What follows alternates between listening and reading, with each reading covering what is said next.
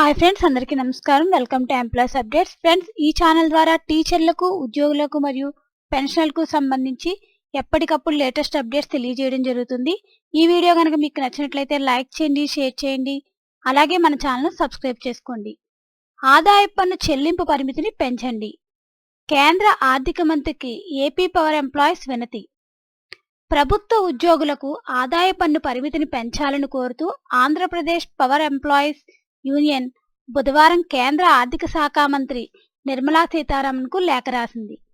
ఈ మేరకు యూనియన్ రాష్ట్ర అధ్యక్ష కార్యదర్శులు జి వెంకటేశ్వరరావు, వి సుబ్బిరెడ్డి మాట్లాడుతూ 2014 ఆర్థిక సంవత్సరంలో ఉద్యోగులకు 2.5 లక్షల ఆదాయం వరకు ఆదాయ పన్ను నుండి మినహాయింపు ఇచ్చారని చెప్పారు.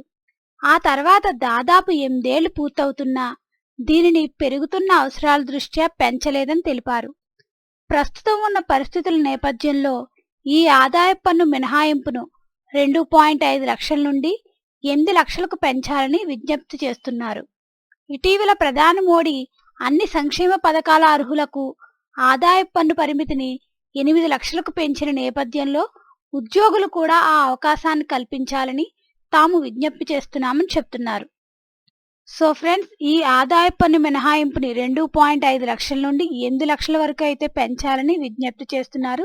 దీనికి సంబంధించి ఎటువంటి అప్డేట్స్ వచ్చినా మన ఛానల్లో తెలియజేయడం జరుగుతుంది. Thanks for watching this video.